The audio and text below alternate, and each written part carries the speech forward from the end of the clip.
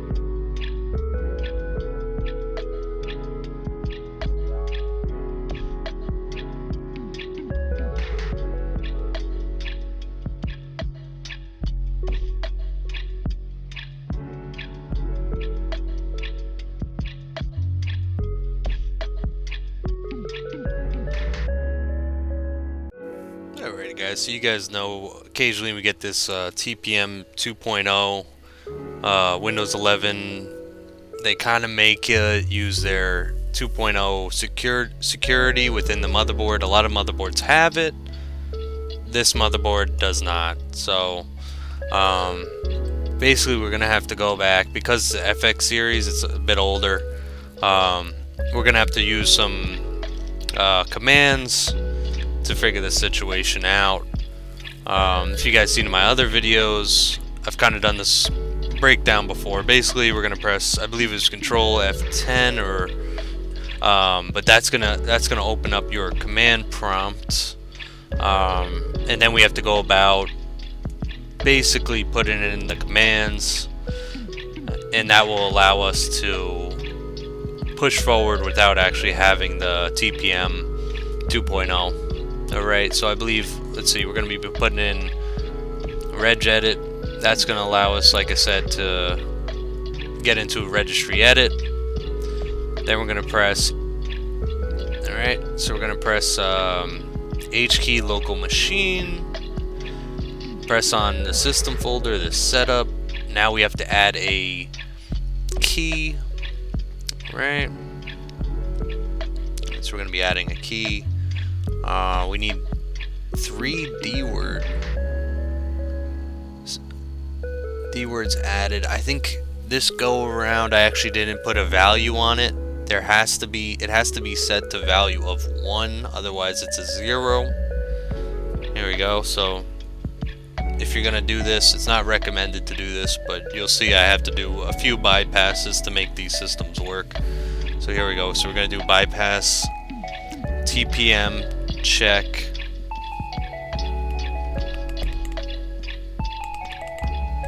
Alright, there we go. So it's got to be literally to a T, just like that. Alright, like I said, I do think I mess up the first time around. I do it pretty regularly. But yeah, it is a security risk bypassing the TPM, but a lot of these older motherboards just don't have them. It's probably, they kind of, I don't know if they kind of want you to, but they probably want you to put like something like a Windows 7 on this FX-4130 rig, which is, Windows 7's great, but for our case, we kind of want Windows 11 on it, just so we could test and use more modern applications. There we go. So we have to do bypass secure boot. Okay. Again, it's got to be all spelt out as this is, with capitals and lowercase as they are shown. Otherwise, this isn't gonna work.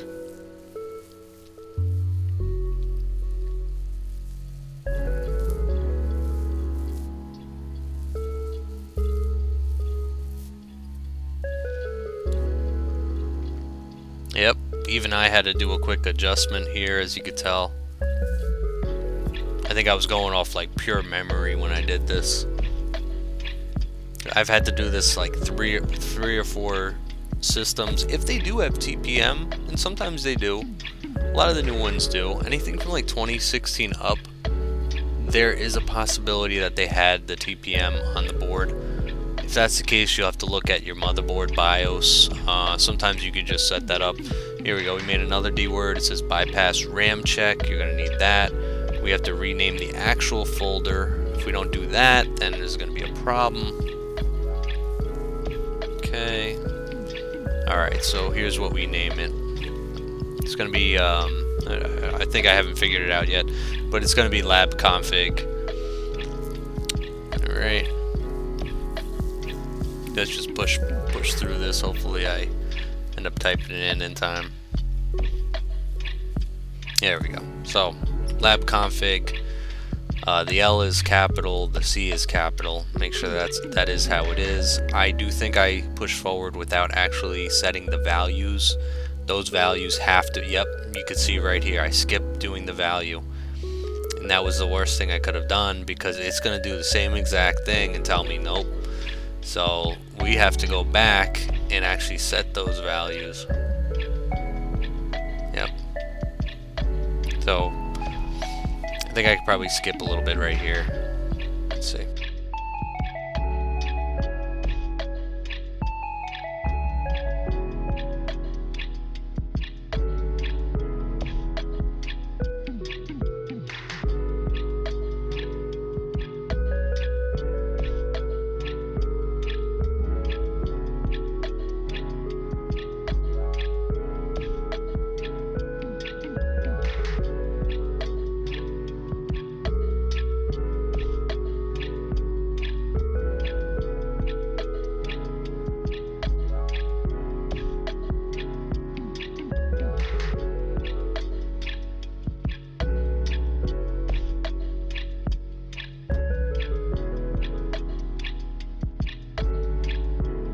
Alright, so what you would do is basically right click, you're going to put set value, and then you can set the value here. I should be able to show it right here. Let's see if I do it. Here we go. Right click it, or actually it might be a double click. So you double click it, this pops up. You're going to set it to a value of 1, and then you can literally just X out of this. You don't have to do anything special. This is going to get you past that TPM check and allow you to still use your system, although it may not have a TPM. Alright, you know, just for this video, I'm not actually adding the key. I will add the key later on. Here we go. So we're just going to skip that. Normally you'll have to pay for a key and then put the key in there. Alright, alright, so we're going to have to delete or partition a drive. Format. Okay, there we go. So we have an unallocated space. We're going to put new, apply. Of course, if you already have a drive that has Windows on it, you don't want to really do this. Always be careful when formatting stuff, especially if you think you have stuff on it. Okay. Alright, we're going to skip a little bit.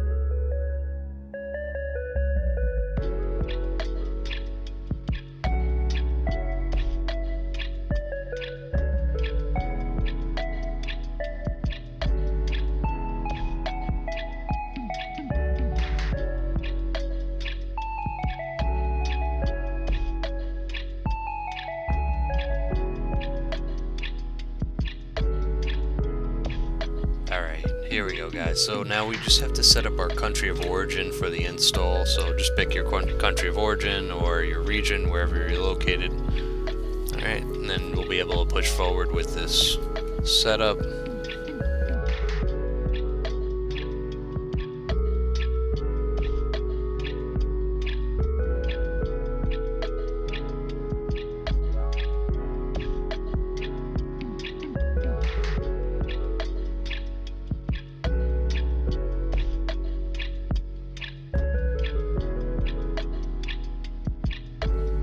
Most people don't have the internet driver already downloaded, so what I do is I set up like a local Windows setup. This way I can bypass the password and the driver install. I just don't have the driver with me, so here we go. We're going to be doing OOBE.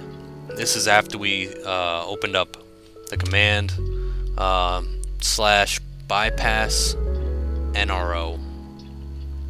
Alright, so this is going to help us set up the basically bypass the driver that we need to get onto the internet. Again, everything's got to be just right, otherwise it's probably not going to work. Alright, so this should help us bypass the internet. This way we don't need the internet to set it up, because we're probably not even connected in the first place, especially without the driver. I mean, there's not much we could really do without that driver. You will definitely need that internet driver.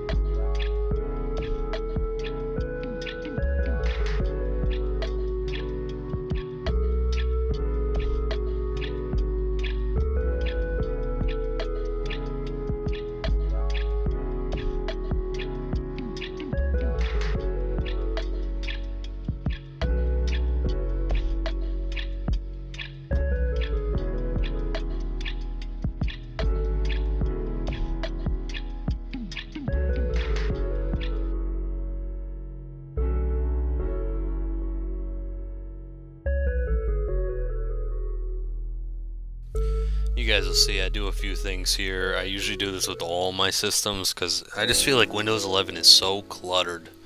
Like, why do we have all this stuff here? I don't really know. It's too much, and these systems, you know, they're kind of older, and some of them can't really handle Windows 11 that well, on top of all of the different you know, on top of all the different applications we add to it. Like, we have the news popping up, the weather, OneDrive, everything's just popping up everywhere, Copilot. I mean, alright, so I have all these downloaded. I wanted to download several versions of the driver, because occasionally, you know, I'll set up a USB, put it on the computer, and then some drivers just won't work, so I'll get like the older drivers, the newer drivers, just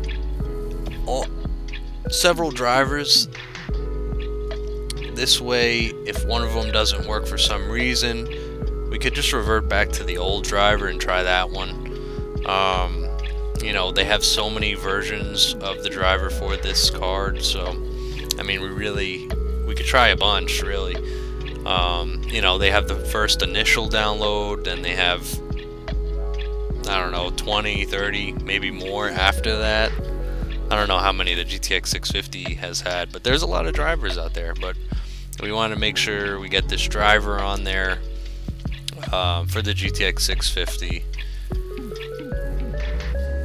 This is gonna help us, not even just with like our visuals, but it's gonna help us play games. Any bug fixes, it's all gonna be installed.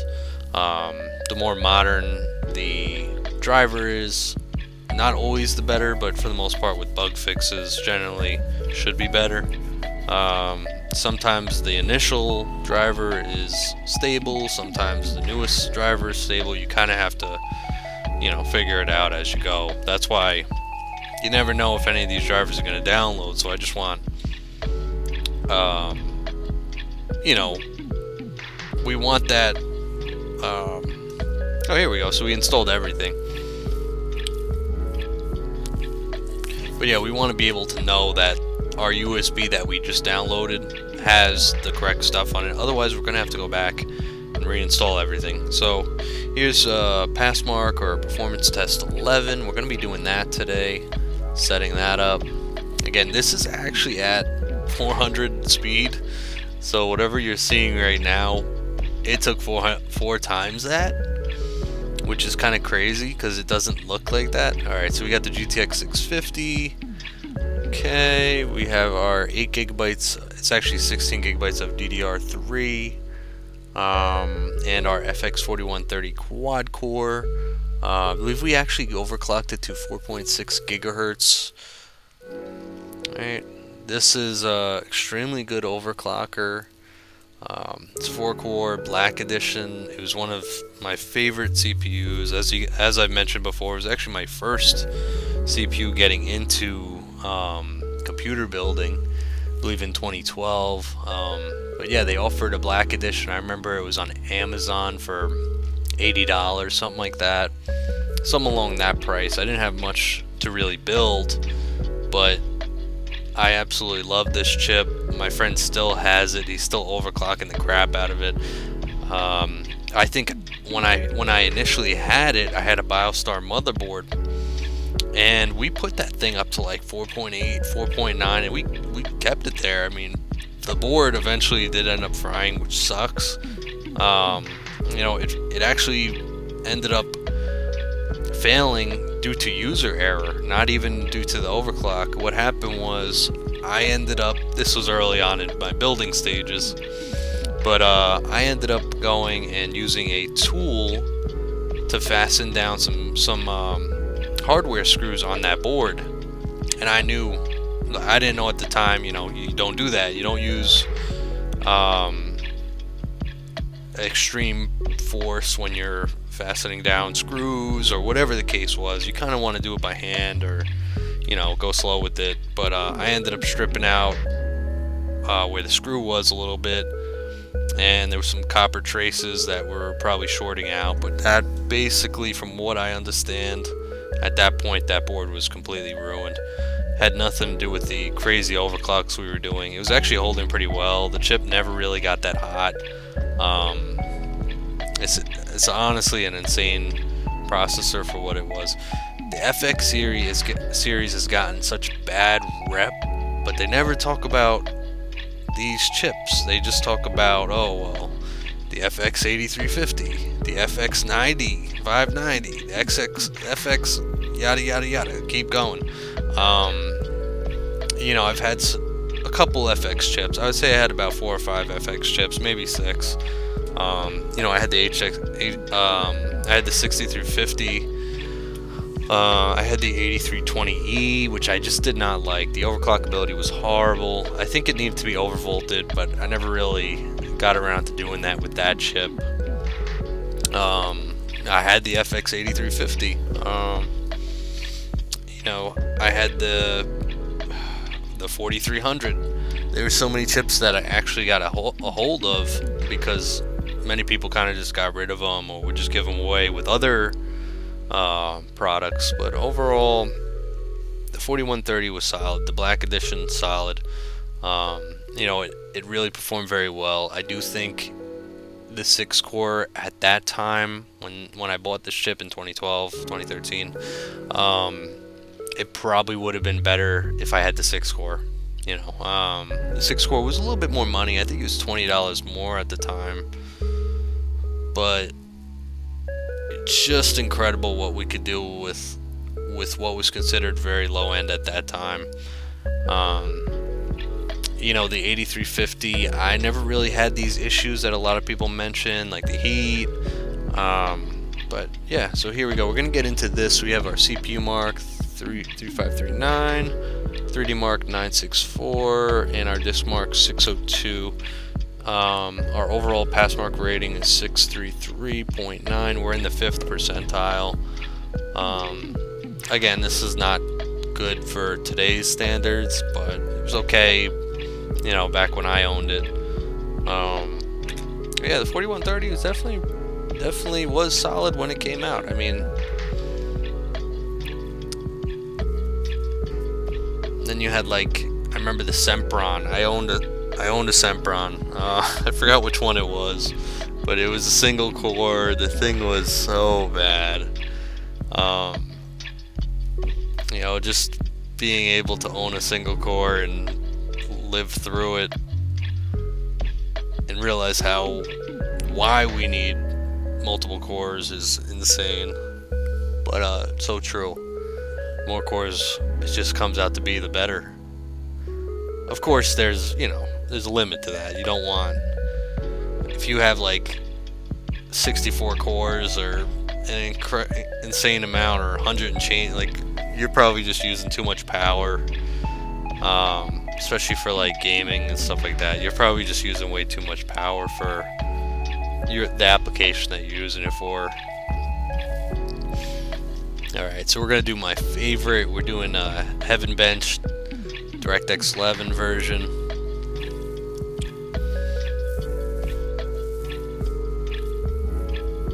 But yeah, it ended up being a pretty decent chip. And you know what it is too? Right now it's paired with the GTX 650. I probably could have paired it with something a little better. The GTX 650, even when I got it, my buddy gave it to me for free. You know, he was upgrading to a 750 Ti at the time. He said he wanted lower power.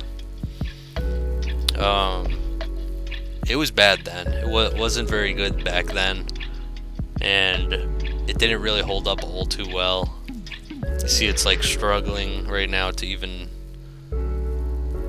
I don't even know if we started the benchmark. I don't think we did, but it's struggling just to even start up. Like, so this is rough.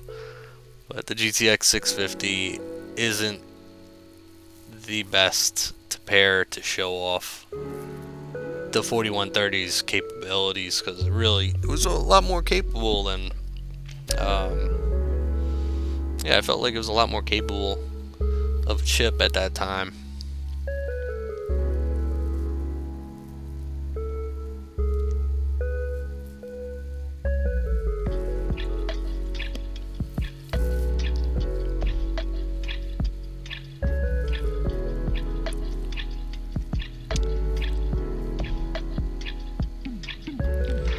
Right now I must have noticed something odd going on, maybe something with the display, so I'm probably just changing the display a little bit, changing the resolution, I'm assuming. Yeah. Okay, there we go.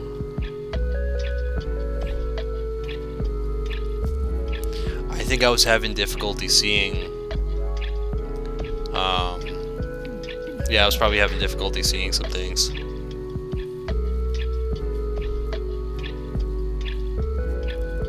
The Elgato 4K automatically sets to 2160. That's probably why. So you have a really large, you get this really large resolution that's, you know, a little too large. Alright, so here we go. We're setting it to medium quality. Again, this isn't real time. I think we're actually sped up by quite a bit.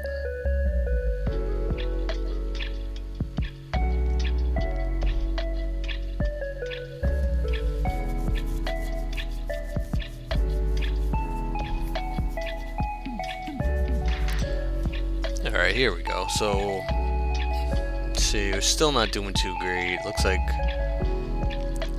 we're sitting at 21, 22 FPS.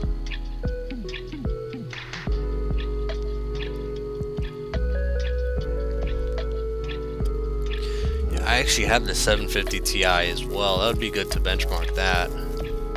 Probably gonna lower the quality because I see it's just not doing very well. Just pop that to low.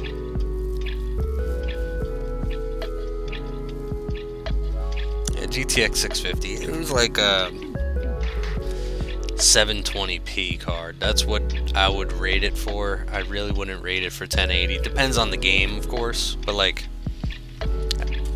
most games, I would say you're probably doing low 720. Or modern games, it might not even run it, honestly. So yeah, GTX 650 is a hard sell. Just overall, at this day and age, it's a hard sell. You see, it can hardly run our Heaven bench, which is rough. But alright, so we're gonna go through here. We get to see our favorite benchmark. As you guys know, it's one of my favorites.